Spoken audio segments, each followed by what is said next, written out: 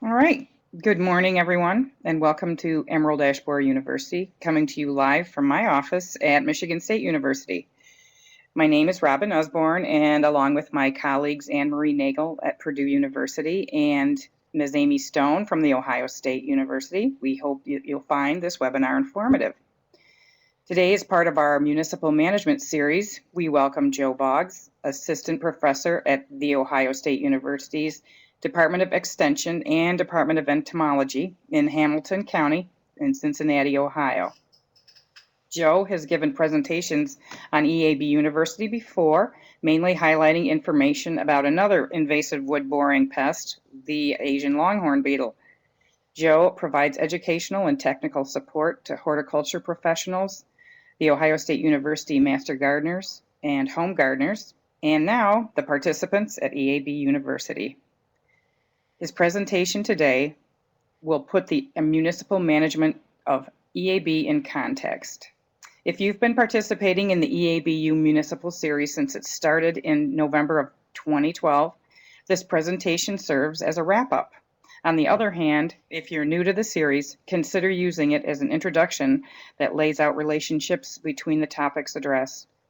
Available management options and economic impact models have evolved rapidly since municipalities became responsible for their ash tree assets in early 2006.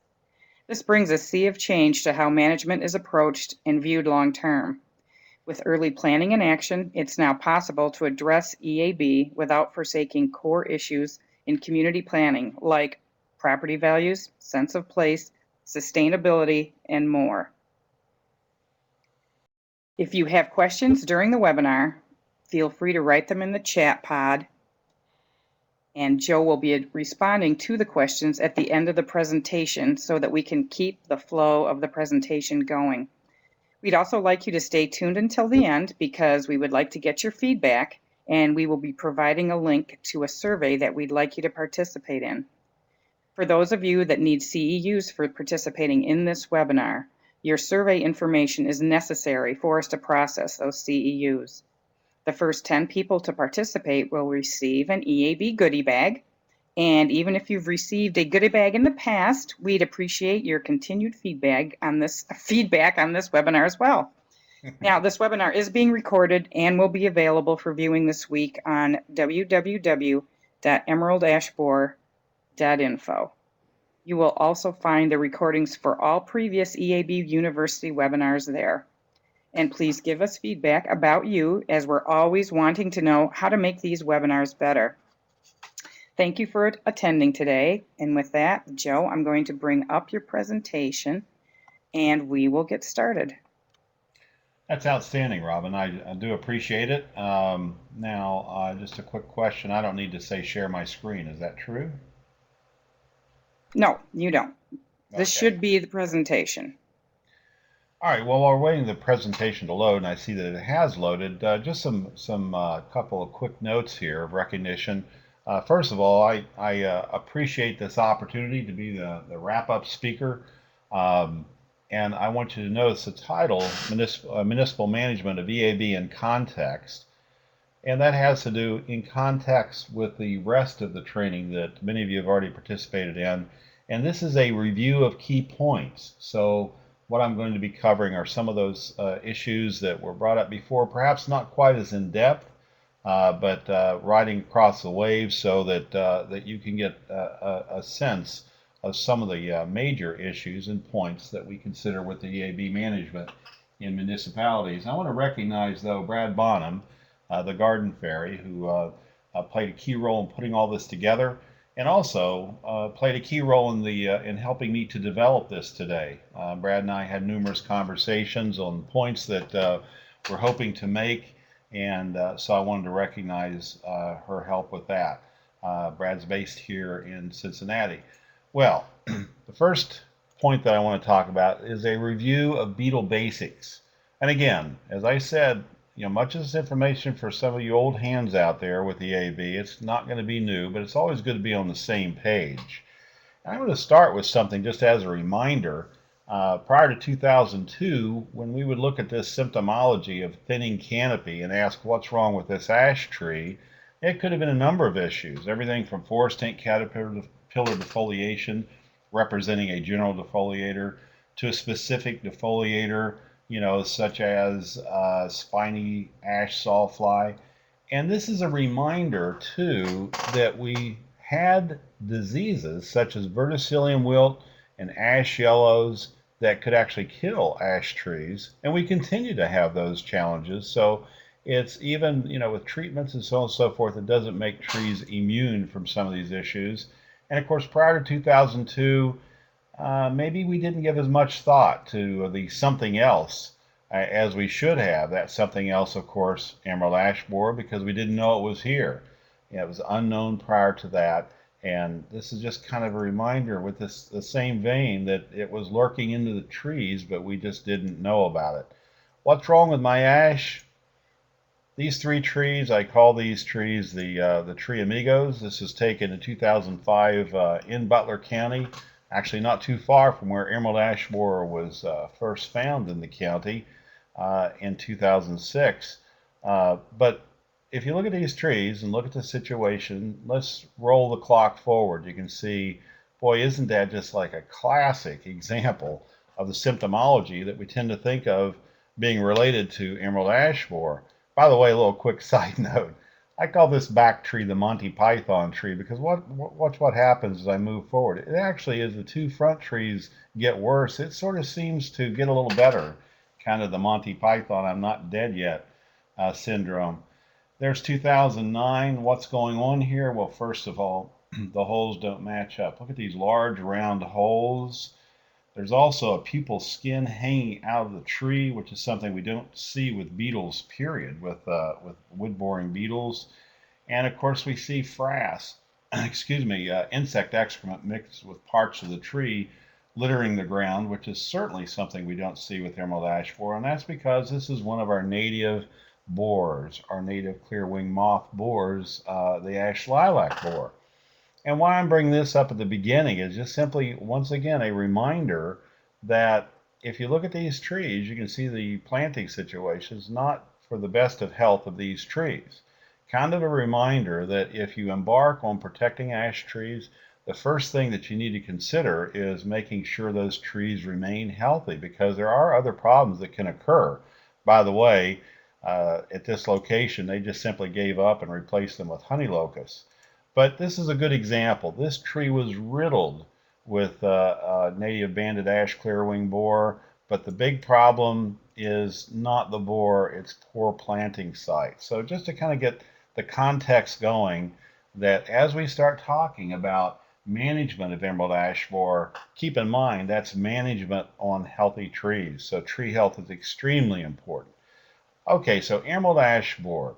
It's amazing that we didn't notice this borer flying around on pennies, isn't it? Actually, that just shows a size for the beetle in the typical D-shaped holes. D, because as the beetles emerge head on, they have a flat back and round belly, so they can only create a D-shaped emergence holes. We say D for dead because it means the tree's doomed when we start seeing that. So diagnostic summary: tree decline, see-through trees, heavy woodpecker activity, but be careful because some of these symptoms, particularly the tree decline, could be indicative of something else besides emerald ash borer. Although the heavy woodpecker damage, we debated this in terms of educating about emerald ash borer early on as to whether or not this should be a primary symptom that we look for. And frankly, even though we can see heavy woodpecker damage on ash trees that are declining from some other problem and have other borers, secondary borers, frankly, it's not going to look something like this. We seldom see where we see, the bark scales flaked off in this manner.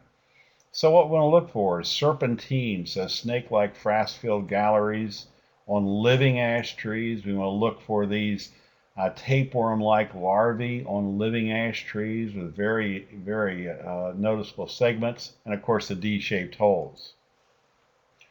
Just a reminder that EAB kills trees in one genus. It kills trees in the Fraxinus genus. And now look, we're saying that EAB kills all species of North American ash trees, although As many of you are aware from earlier presentations, there is some indication that perhaps blue ash have a little bit more tolerance. I don't like to use the word resistance, but there's research being conducted right now to try to figure out exactly what's going on with blue ash. But at this point, this is still a point to be made. So, for example, if you have blue ash that you're wanting to protect in your municipality, then I would consider it at this point to be something that you should protect and not just leave up to nature and whether or not it's resistant. In terms of how this beetle works, remember it's the larvae that kills the trees. The adults feed on the leaves, cause just a little bit of damage to the leaves, nothing that's going to ever would really hurt the health of the tree. But of course, the larvae are the true tree killing stage. So let's review some tree boring basics.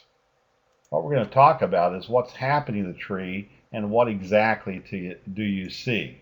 So this is a perfect segue into something that I always like to get started with when I talk about wood boring activity by insects, and that is tree trunk basics. Again, for probably most on the line, this is a review, but it's always nice to be on the same page with the morphology of the tree. So we start with the bark to the outside, then we have this very thin ring of phloem. Now keep in mind, this is not drawn to scale.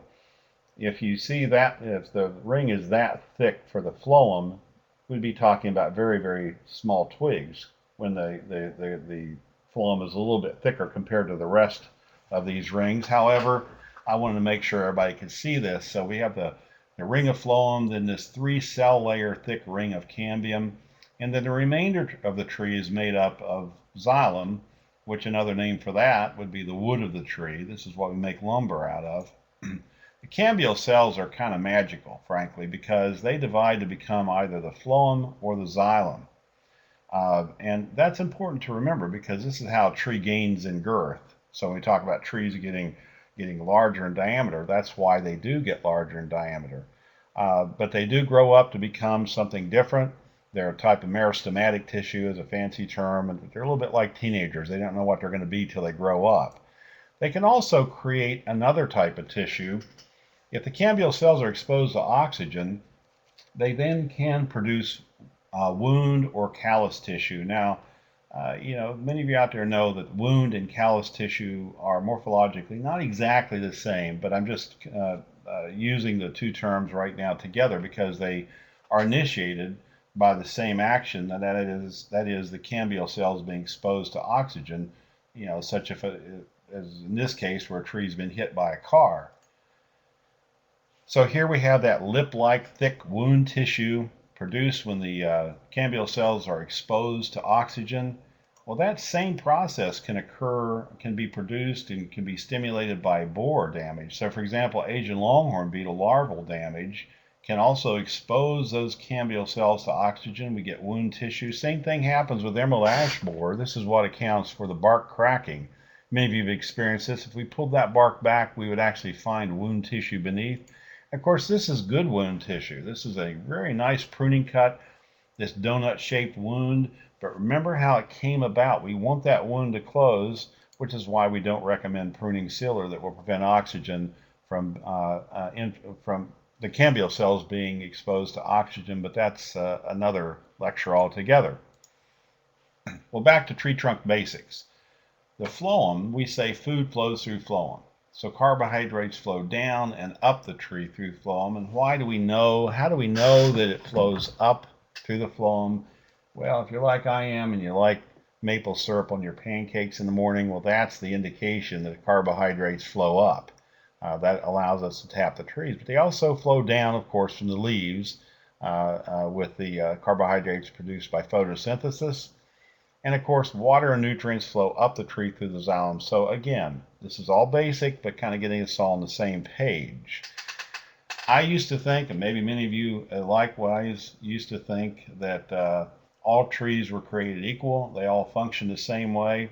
But that's not true. We actually have two different types of trees. Diffuse porous trees, such as birch, beech, dogwood, maples, and poplar.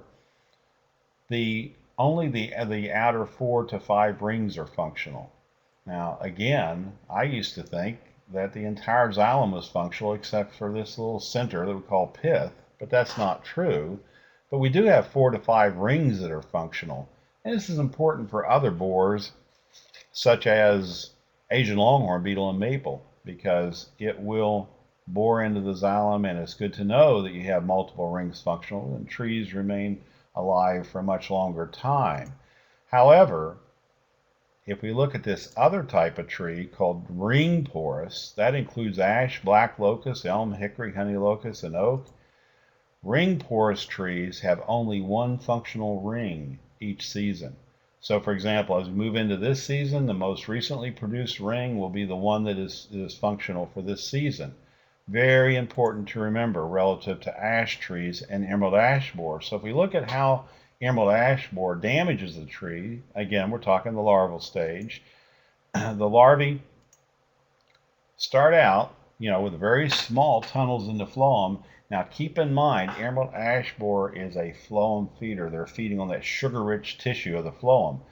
But you're saying, wait a second, Joe, this is going into the xylem. Well, that's because these larvae, and I want to go back to reminding everyone that I said that the phloem is very thin. In fact, if you pull bark off of a large ash tree, you will pull the phloem away. And sometimes people mistake the phloem for being part of the bark, or the entire thing you pull off is just being bark. So that phloem ring is very thin. As these larvae get larger in girth, they can't help but etch into the xylem. And of course, this is what it looks like in real life. If you look at this nice track, this is actually taken on the tree in Butler County, Ohio, that was confirmed to have emerald ash borer when EAB was discovered in Butler County. You can see the start out. You don't really see any etching, but as that larva gets larger, it gains girth. It can't help but etch into the xylem. Of course, it also is why woodpecker damage is so shallow, because those woodpeckers do not have to go very deep in order to excavate the larvae in the phloem. Well, the eventual damage, of course, is catastrophic. We have all the plumbing being destroyed in ash trees. So we have the phloem, of course, the cambium, and then we have that one functional ring of xylem being destroyed. So neither can water or nutrients move up the tree, nor can carbohydrates move down and up the tree. And this can lead to very rapid decline that we've coined the term synchronized death. I say we collectively. I've heard this from many other people, meaning that a large number of trees can go down very rapidly. And of course, this is the type of impact. Now, this was taken in Toledo, Ohio, and I want to remind everyone that something about these trees. My understanding is, although I didn't see them, my understanding was that the year before this image was taken, these trees actually look pretty darn good. So this is where we saw a very rapid decline because of high numbers and that stripping out of the plumbing of the trees. Another point on this slide is that we make baseball bats out of ash because that wood has the highest strength to weight ratio of any of our hardwoods. It's very light but very strong. However, if you ever watch a Major League Baseball game and watch the bat break, they don't just break, they shatter. And what that means is, translating to these trees, is that when ash trees die, the wood very quickly becomes brittle. So in this case, I imagine this guy driving in our direction, I hope he's driving fast because that creates quite a liability issue. It also creates an issue with anyone managing those trees in a municipality, for example, having to take down a large number of trees all at once. The take home, as you've already heard in earlier training, is you don't want to wait until trees look like this to have a management plan. This can bust the budget, can create a real issue. Aside from the budget, we don't want these trees breaking apart and falling on the people. So a little bit about emerald ash borer population basics. And if we look at this most recent map, this map shows, and you can find this on the website I'm going to show later on, you can find that these are the individual discovery points for emerald ash borer. So the point being is the shadow of emerald ash borer is cast over a large number of states. But I want to go back to an earlier map that's no longer used, and I want to stress that because you'll see some states on this map that aren't included in the other. But what this map shows is collectively where all the discoveries have been made. So it's a nice way to get kind of a sense of the population density. So where we see these extremely red areas, well, you can say that's an area where there's a lot of emerald ash borer. And what this is translating to is this idea that, and by the way, this is a fairly common population dynamic or growth rate map for any non-native invasive. Typically, as with emerald ash borer and others, they start out very slow. We call this very slow rise at the beginning, the linear increase phase. So mathematically, you're just increasing in a linear fashion, and then all of a sudden it tips up into this exponential increase over time. This can happen very, very rapidly. So linear is where, okay, we're aware it's in the area, but we're not seeing that many dead ash trees, probably not many at all. It's taking a long time for the trees to die, and this is where we have a lot of misconceptions that can rise that, well, this isn't so bad, maybe we can make it through. And then all of a sudden, the exponential increase, where we have heavy, heavy EAB pressure, and we start seeing that synchronized death that frankly is very, very scary. There's another point too in terms of the infestation within trees during the linear phase, and you will see this online, and it remains true, that during the linear phase with low populations, you tend to have top down, each successive generation moving down the tree, outside in, each successive generation. Remember EAB, one generation per year. So this can take years before you start seeing D-shaped holes down at eye level. It's always presented a challenge, frankly, in diagnosing emerald ash borer during the linear phase, even convincing people it's in the area. However, when we move into the exponential phase, take a look at this big ash tree, and in one season, you can have top down. All the way down, you see D-shaped holes down here at the same time that you see D-shaped holes at the top of the tree. Again, this is very scary because this means the trees die rapidly. You get to synchronized death. Now, if we take a look back at this map, for example, here in Hamilton County, Cincinnati, we've reached in many areas the exponential increase. Of course, Amy Stone and others, Robin up here in Michigan, Amy up here in Toledo, Ohio, I mean, they reached the exponential growth phase years ago, and we were hearing all these horrible stories. But once you experience it, it is truly horrible. Whereas, for example, in Ohio and Northeast Ohio, they're still in the linear increase. And some of the talks that Amy and I have given over there, we can tell you that people are sort of not that aware, not that concerned perhaps, thinking they have a long time before they have to deal with it, when, as we all know in this call, that that's not true. The other thing that happens during exponential increase is this is where we see woodpecker activity really take off. And it's like nothing else, frankly, I've ever seen before. And you can't see this that well, but there's actually woodpecker damage down here on the buttress roots. Now, with this tree, that's the tree that took that shot of, there were no D-shaped holes down here. There were no D-shaped holes at eye level. The woodpeckers were going after larvae, but there had never been a completion of development. What's that telling us? That's telling us that the previous summer, adults laid eggs top to bottom on this tree. It was almost like a mass attack. So the tree looked fine last year. This was actually taken last March. So the year before, the tree looked fine. Huge numbers of emerald ash borer hit this tree very rapidly, and of course synchronized death ensues. But the woodpeckers really gave it away. They tell you, okay, you're getting very high populations. So let's talk now a bit about EAB management basics. So you know it's coming, what can we do about it? And of course, again, this is a review. These three management options. This is my native West Virginia. This happens to be New River Gorge in Fayette County, and it is in the same area. In fact, maybe even in this picture was where emerald ash borer was first discovered in West Virginia, because this is a huge camping area. But as you can imagine, what can even be done in this heavily forested, steep sloped area? Well, really, probably not much at all other than just letting nature take its course. Another option is to remove and replace trees. That's certainly an option. We remain hopeful, though, that this very fine, high strength to weight ratio wood can be utilized, and it makes excellent furniture. I do want to say that the only downside, you might be thinking, well, why was ash not used as a timber tree that much? Well, that's because if the ash wood's exposed to the elements, unfortunately, it actually starts decaying rather quickly. However, inside, it's very hard, makes excellent flooring, for example, and other uses, so we hope people consider that.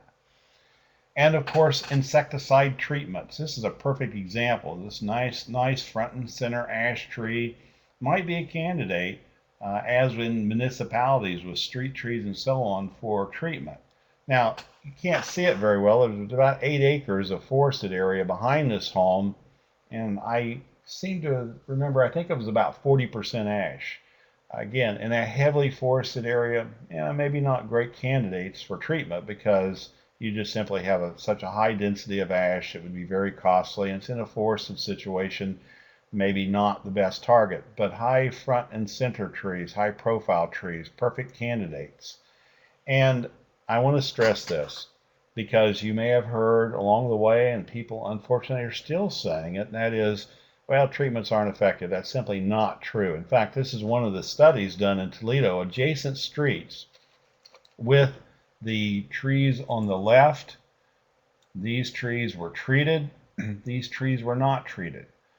Now, something I want to also draw your attention to, because if the idea were to say, let's not treat trees, let's take these trees down and let's replace them. I want you to keep this image in your mind at the loss of what these large trees are doing on the left compared to the small trees that would replace those on the right. But there is another point I want to make here. And this is very important. The goal is to maintain full canopies.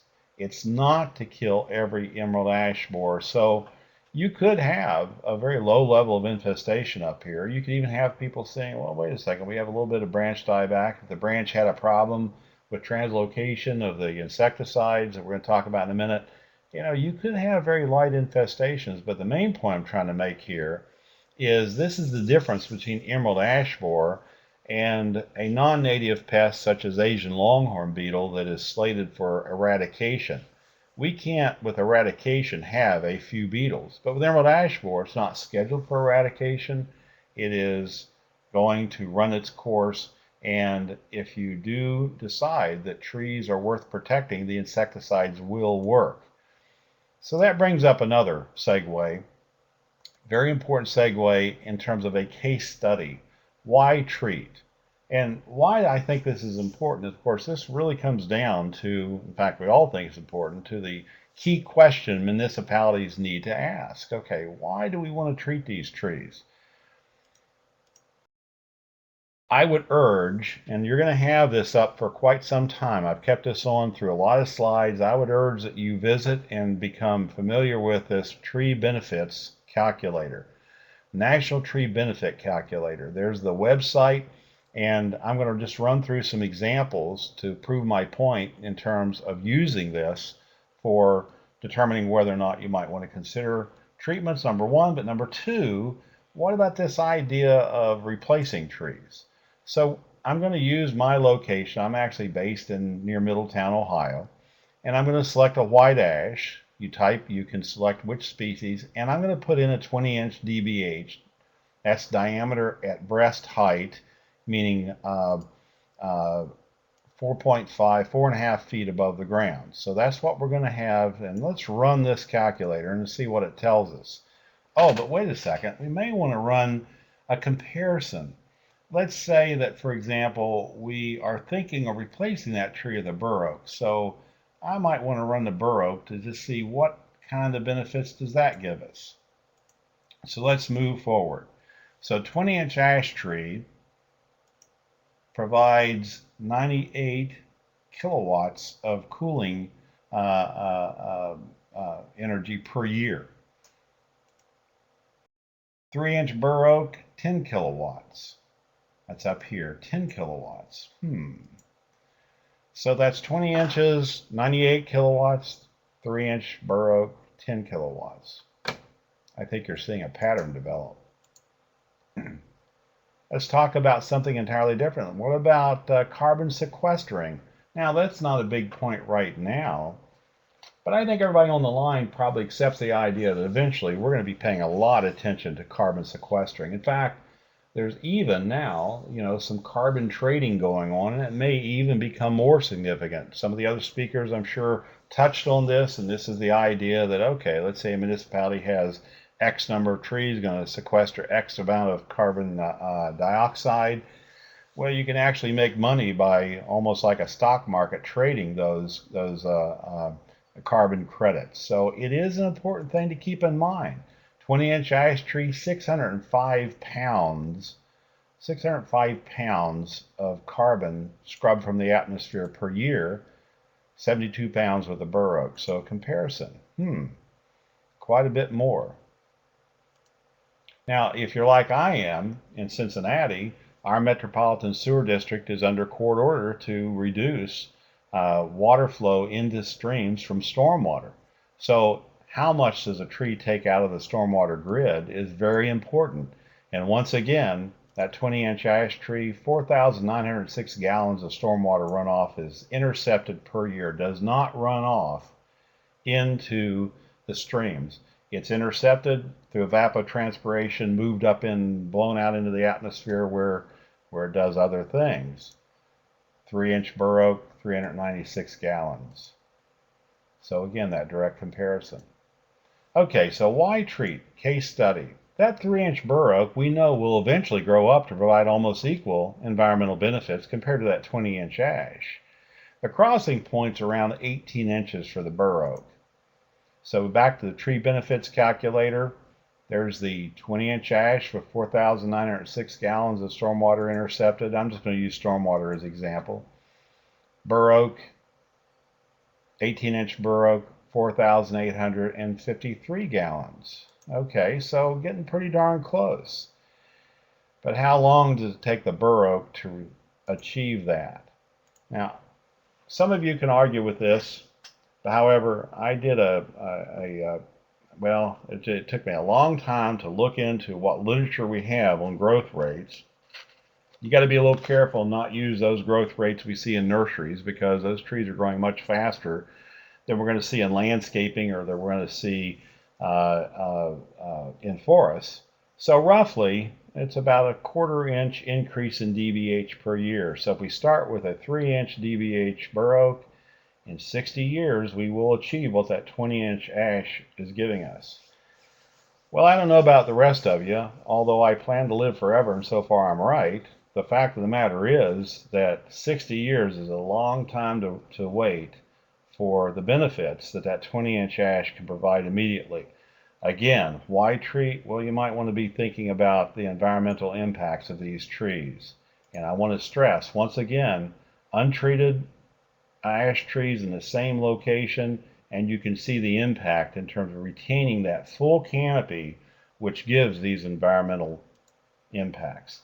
So a final segue. Let's talk about insecticide basics.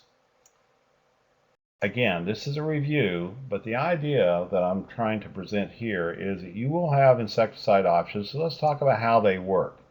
So different application methods, and this is a graphic. It's based on Lee Townsend, one produced by Lee Townsend at University of Kentucky Department of Entomology. I liked it. It really does show very well how insecticides work. So let's talk about soil drench or soil injection.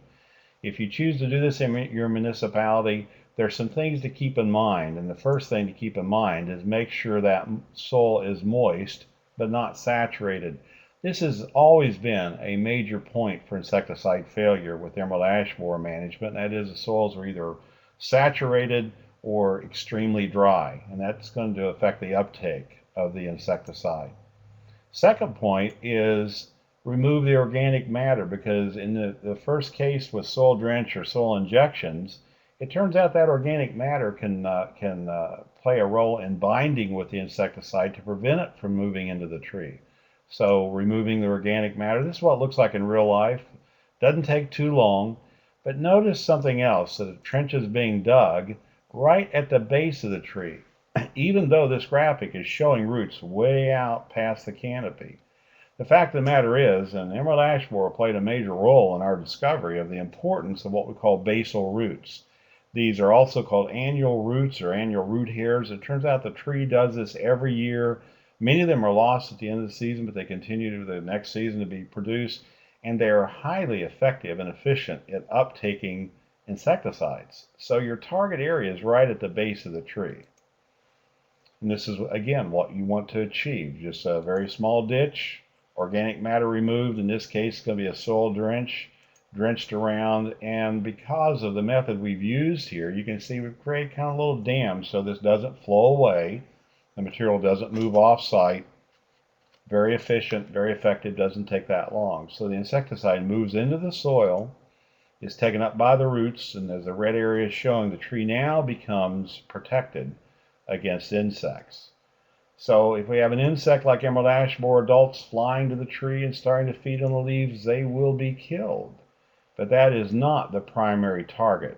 The primary target, because remember, it's the larvae that cause the damage that kills trees, cause thinning canopies and so on. So the primary target are the larvae. So by using a systemic insecticide, moving into the system of the tree, we can protect these trees. We can protect ash from the depredations of the larvae. And we have two types of insecticides in general that we have good data to show work: imidacloprid and dinotefuran. Imidacloprid in the form of, for example, over-the-counter, the Bayer Advanced Tree and Shrub Protect and Feed, the dinotefuran, Safari. There's also an over-the-counter product being produced by Ortho. These give 1 year protection, and it's best to apply in the spring. That's been a bit of a change in recent years based on research. We used to say fall or spring, but it's turning out spring applications are much more effective. Now, in terms of timing, there's also another important point. Imidacloprid moves very slowly into the tree, so those applications have to be made fairly early in the season, whereas dinotefuran moves very rapidly in the trees. As I think you've heard in some of the earlier presentations, they start picking up the toxicant in the leaves within 24 hours. So dinotefuran can also be considered something as a rescue, meaning that if it's later in the season and you've discovered infested trees where you didn't think that they were, this could be a way to try to help to suppress the population to buy some time. In terms of trunk injections and infusions, this is what they look like in real life. So we're injecting directly into the tree to achieve the same systemic activity. And that includes imidacloprid in the form of Zytec infusible, or emamectin benzoate, which also goes by the name of triage. Now notice something here that's a little different. Emamectin benzoate provides a 2-year protection against emerald ash borer, and that's different than you've seen so far. So there are some differences in efficacy, but I want you to consider, though, in terms of these different insecticides, they all protect the tree, and their selection should be based on all those factors that we would select to buy and purchase anything else. Number one, you might want to consider price. Number two, you may want to consider how does this fit with an overall management plan. For example, imidacloprid is much cheaper. It's even now a generic product. So if you had emerald ash borer approaching and you're still developing your plan, as you've heard from previous speakers, imidacloprid can be used to make the applications. It will protect the trees. Even you'll see a reduced population if you don't treat the next year, only because you've just simply eliminated this very high impact, high numbers of beetles that are coming into that tree. In other words, it's a buying time strategy to help you then to focus on those trees that you truly do want to spend money to protect. So that's another option that was presented earlier. In terms of dinotefuran, it's kind of an odd material this way, at least in my opinion, and that is that if you spray that on the bark, it is so water soluble, and that's why it moves into the tree so quickly. It can actually move through the bark and into the tree to provide protection without needing to poke holes in the tree, without needing to deal with the problem with the soil, with organic matter, and so on and so forth. How this can play a role is, for example, if you didn't want to have the injections done. Also, if you have a situation where the tree's root system is going to prevent, in your opinion, easy access for making applications, this is another option. It's an option to be considered. Well, so with emerald ash borer, if we make the systemic applications, what we're banking on is something that is fundamental, and that is the phloem is an effective zone for systemic insecticide movement. That's a good news thing. If something's feeding on the xylem, it's a different matter, but the phloem is very good for moving systemic insecticides through the tree. So you apply the systemic insecticide, it moves into the xylem. The application could be soil drenching, it could be injection into the soil, it could be injection into the tree, and the insecticide moves in, and we get little to no damage, and of course that leaves nice ashes. Protecting ash from EAB, this is near my home. This neighborhood decided that they wanted all their trees treated, so that's what it looks like. About a quarter mile away, same type of neighborhood, they elected not to protect their ash trees. And I think that's kind of how they feel right now. So the point being is treatments are effective against emerald ash borer.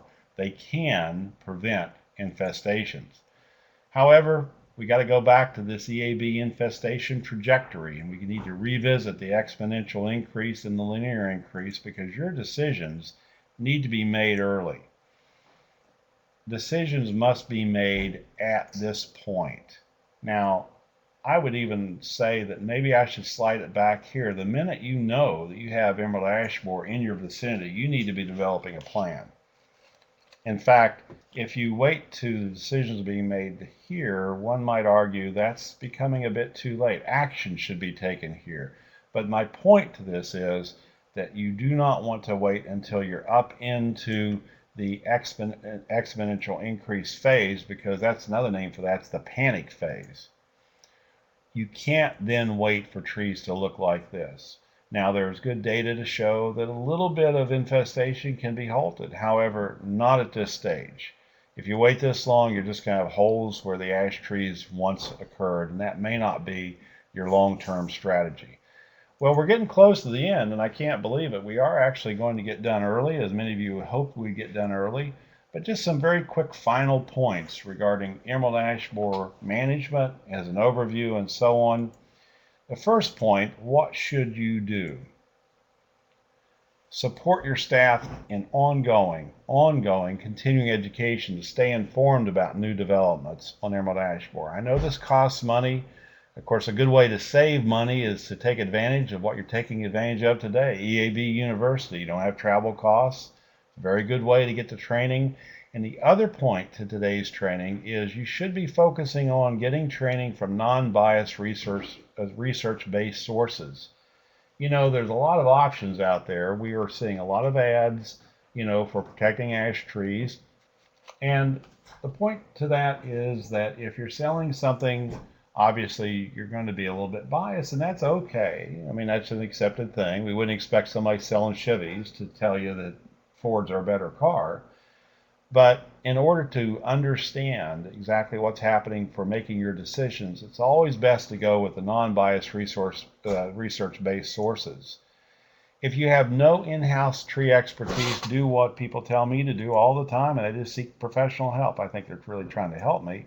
But the point of it is that you should look for consultants or contractors that can help you, that are well-versed. They have a background, they have experience in EAB management. Not just someone that bought a sprayer last week and they want to try to make a little extra money. So get that help from the tree care professionals and follow their advice. And avoid the myths. Now, this is a bit heartbreaking to many of us, because this is from a real municipal management plan. I won't give the location, that was developed and released to the public in October 2012. There are no insecticides available which can control EAB, but there are insecticides available which can control EAB, but none of them are guaranteed at this time. Well, okay, guarantees, we understand that. Due to the number of village-owned ash trees, the cost to treat infested trees, and the lack of scientific evidence to support the efficacy of treatment, the village will not be treating parkway trees for EAB. I have a feeling somebody writing this, if you could see them, their nose probably got a lot longer, because the fact of the matter is there is ample scientific evidence to support efficacy of treatments with the 3 products that I already mentioned, the 3 active ingredients I already mentioned. This is a myth, and these are the types of things that we need to be aware of are occurring out there. This is why it's important to stay up to date, because there's nothing so absurd that if you repeat it often enough, people will believe it. The guiding principle, everyone is entitled to their own opinion, but not their own facts. Just the facts when it comes to EAB. That should be your guiding principle. And here's a great source of facts. And of course, the fact that you're here today means that you have visited this very fine website, multi-state website, emeraldashboard.info. And I would urge that you not just visit it once. I would urge that you periodically check in to see what's news. Here we have highlighted, for example, insecticide options for protecting ash trees, coalition for urban ash tree conservation, EAB management statement. And this could be very helpful, for example, in terms of helping you to develop your plan. So with all that said, in a little over 45 minutes, I've come to the end of the program, and I believe we're open for questions. Okay, I'm looking to the left.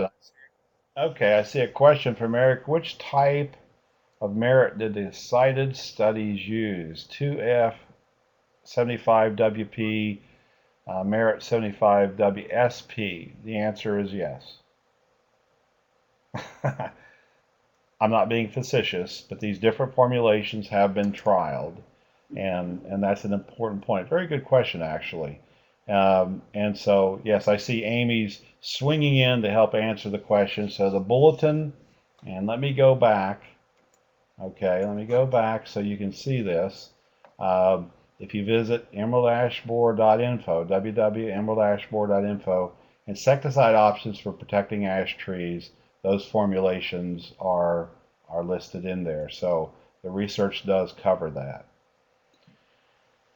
Oh, okay. So, oh, go ahead. I'm sorry. Oh, I was just saying, could you address what Kent's comment about that the trunk bark spray would avoid the detrimental impact of applying an insecticide as a soil drench, which would impact soil organisms?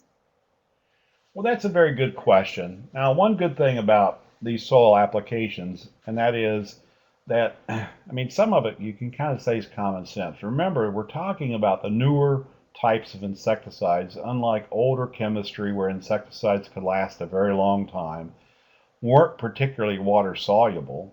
DDT, for example, wasn't very water soluble, and they could hang around for a long time. You don't want the insecticides to hang out in the soil very long. So just think about the common sense of that. You want it to go in the tree quickly because that's the target. So number one, yeah, the idea of soil drenches, I don't want to denigrate them because you do have to be aware of the environmental impacts and so on. You wouldn't want to make an application, for example, with a stream right at the base of the tree. That's common sense. But I want to stress that the idea behind these insecticides are that they go into the tree quickly. The other point is that with these soil-based or soil-applied insecticides, recent registration restrictions, which I think were good, have been targeting insecticides that don't last long in the environment, including when they get into the soil, they start metabolizing and breaking down quickly. So if we make an application of imidacloprid to the soil, good studies have been done in terms of movement showing that we really don't see a lot of lateral movement. We don't see a lot of hanging around for a long time. However, you're absolutely correct. A dinotefuran application to the trunk would totally avoid that issue. And so that is something that if you have a community and people do express that concern, even though the scientific research doesn't show that we have a lot of impact on these non-target organisms, you do then have an option that will address it. Okay, did I miss any other questions?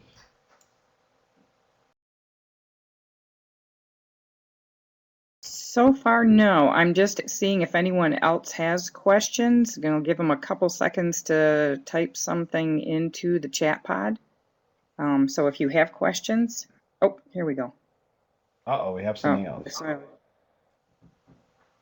Brad's making a comment about the Oh, yeah, organisms. yeah. Greater detriment is simply loss of tree cover. Excellent point, Brad. A greater detriment is simply loss of tree cover. When you think about it, if you have soil organisms that were selected for the site, meaning that they're under a tree, they're in the shade, they're under the duff of the tree, you remove that tree, and as that organic matter very rapidly oxidizes, you're going to also see a very big shift in the microorganisms and even some macroorganisms in that soil. So, excellent point, Brad. If we take a more broad-based look at on environmental impacts, and I might extend that in terms of treatments. I didn't touch on this, but there have been studies on the environmental impacts of loss of trees from emerald ash borer, and the projections are pretty grim. I mean, we can see some, and we probably will see in forested situation changes in the overall list of organisms that are in an environment changes to something very different. The ecosystems are going to be changed, and so excellent points there. Okay, are there any management plans for cities and towns in the Midwest available online? Oh, thank you, Robin. Robin is a faster typer than I am a speaker, obviously. Sally, one thing I do want to go back to, and I didn't say this because, one thing that to be a little there's some help. Also, you may talk to different individuals when you go online and see some of these examples on emeraldashborer.info. You may get in touch with the people developing those plans. But also, I want to stress something that every municipality obviously is going to be unique. And one thing I typically say in this presentation is, frankly, there are no best plans. There's no one size fits all. The important thing is to develop a plan. That's the issue. The best plan is the plan that works for you.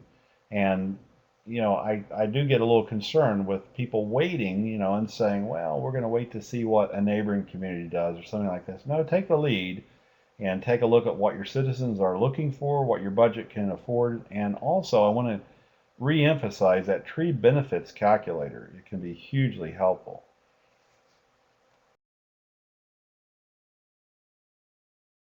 Oh, and then Carrie's provided another link. Wow. Actually, putting together management plans has become more and more commonplace as emerald ash borer has, been found in different areas and different states. So hopefully soon on emeraldashborer.info, we are going to provide a link with that has just management plans. So we're trying to gather all those together. That's outstanding to know, Robin. Amy had indicated that to me, but again, I want to go back to this idea of if emerald ash borer is knocking at the door of your community, if it's been found near at hand, uh, you should be swinging into action and developing a plan to address the inevitable. I'm reading Brad's comments here, so I'm going to. Okay, beware of outdated plans. Good point. Yeah, that's a very good point because there are some communities that develop more than one plan, by the way, and that's also an important point. And they may have posted an earlier plan, or if you did a search and look at newspaper articles, sometimes you'll hear a village or municipality saying, "This is what we're going to do," and then you find out a year later they have modified it or changed it completely. So very important point about there's a shelf life.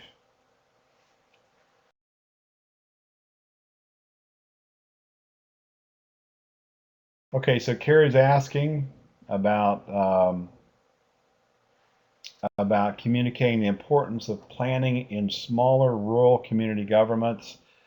Very good question, Carrie. And that can remain an issue because obviously you're talking about limited funding as well. So I can't say we figured out a best way simply because very often that's geographically different. You know, you have different desires and so forth.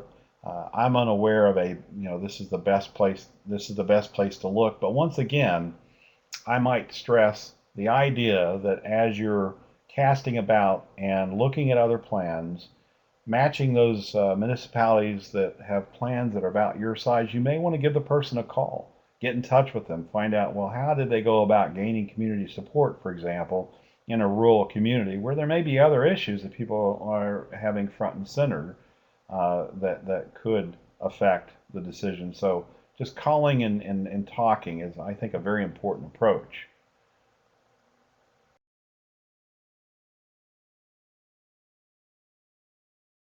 And We've Brad's actually heard from we've actually heard from other municipalities that have been either that have a forester, an urban forester on their staff or whatever, going, how can I talk them into realizing how important this is? So, this is again another topic that now has come to the fore because of all the bigger infestations that are happening now. Well, I will share this that about a month ago I gave a talk in Kentucky to a state tree board meeting, and it was a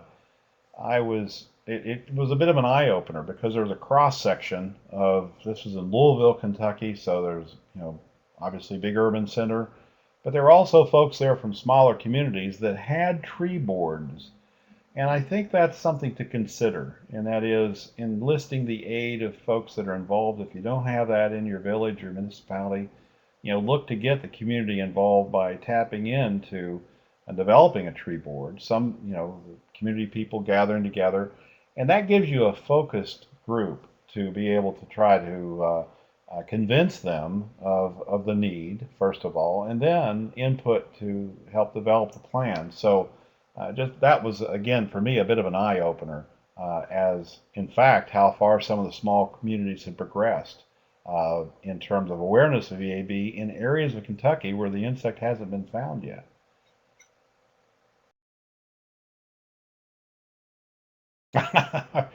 Ah, okay, so if anyone, Lisa Swanson, I may actually steal your idea and get a graphic for Noah's Ark. That's a very good analogy.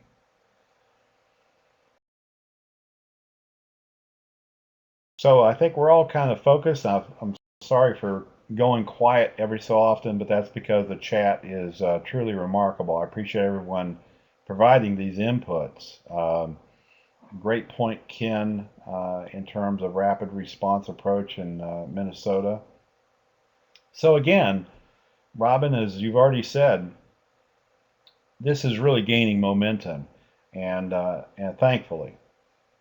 And I think that the website, the emerald-borer.info website, is going to be a place that people need to make sure and put on their favorites on their web browser, because it's a place you're going to need to revisit to keep up with what's happening. And there are a lot of new developments. And I see that we're actually coming right up to the 12 o'clock hour. And I don't want to go long, but I do want to thank everyone for participating. And Robin, thank you and others for asking me to be involved. And again, I want to thank Brad Bonham for helping me to put together this presentation.